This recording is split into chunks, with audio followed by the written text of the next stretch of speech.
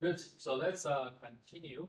We'll talk more about stationary time series analysis tools.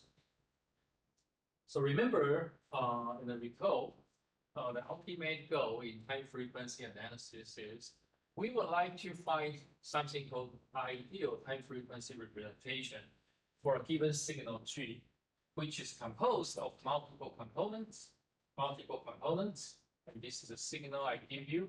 And I want to get a two-dimensional representation, which is a delta major of on the time frequency domain, so that you can get each signal, each component represented properly, so that you can do all the signal processing tools you have interest. So that is the ultimate goal we want to do.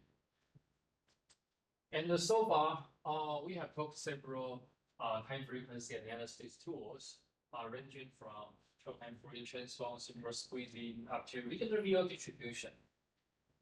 And as I discussed last time, actually there is a very basic classification of all time frequency time frequency analysis tools.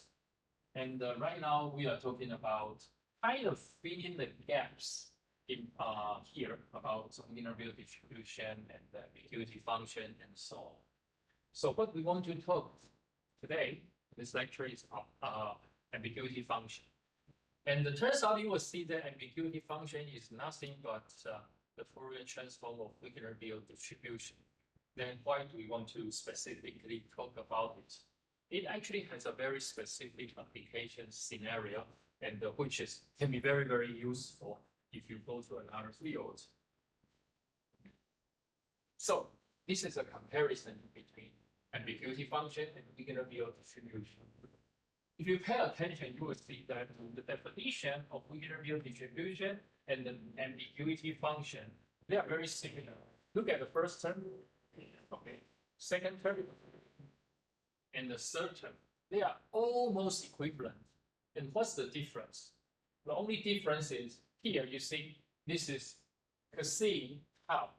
Okay, tau is this parameter that is under the transform, and you get cosine. And what is about here? What you do is you have tau, but you do integration against t, so they get it. Okay, so you are doing some kind of transformation, but in different angle. And this ambiguity function is commonly used in radar and the sonar signal processing. And intuitively, it is something we use to measure the distortion of a return pulse compared with the emitted pulse, which we will elaborate in the next slide, and which the distortion is caused by the Doppler effect, or Doppler shift of the return from a moving target. So it has a very, very strong physical interpretation. And if you go to the military society, that is something that is used. And certainly, this is just a very, very basic tool. And there is a lot of gigantic amount of signal processing tools in that field, which we will not cover. And this is the formula that is more commonly used in radar and sonar field. So you can see we just do some change of variable to replace plus minus tau L over 2 or tau or so. And the picture is like the following. You have emitted a signal, F, you emit a signal from the radar, and there's an object far away. It will emit the object back. And what you get will be a time delay and some phase shift. Okay, so you see tau is the delay, which depends on distance. And this nu comes from du, which is the velocity of the moving object. And what you do is, hey, this is something you record, okay? And this is something you have, that is what you emit. So you try to calculate the correlation, and that's the ambiguity function. So ambiguity function is the time response of a filter. Ambiguity function characterizes the Doppler, and range resolution. That's its physical interpretation. But is it really anything new? Mathematically, well, not really.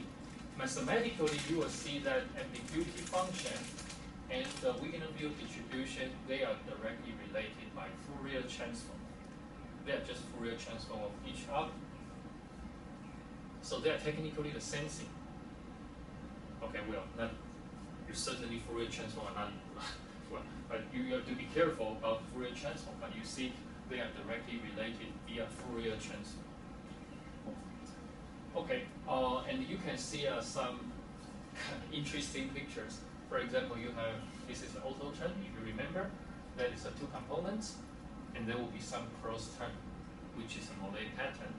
And if you run Fourier transform, okay, or you study ambiguity function, you will see that the cross term and the auto term, okay, they are just directly related. Why? Because cross term oscillates, which is a high frequency component. So after Fourier transform, it becomes a high frequency. Okay, and the auto term in Wigner distribution actually doesn't oscillate, which is a low frequency component. So it comes back to the low frequency component. That is what you have and how you do it.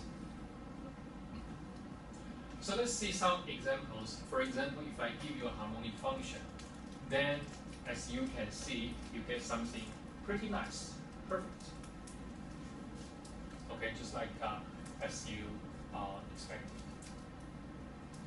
If you have a chirp function, then that is what you collect, what you get. Okay, chirp function. And you also have interference, but this interference pattern is dual to the interference pattern of Wigner distribution. You can see there's still some interference pattern. Okay, there are some basic properties which you can do some simple exercise. For example, ambiguity function will have the maximal magnitude at 0, 0. And this 0, 0 is nothing but the L2 energy. And if you do some kind of phase shift like chirp, then there's chirpy components changes.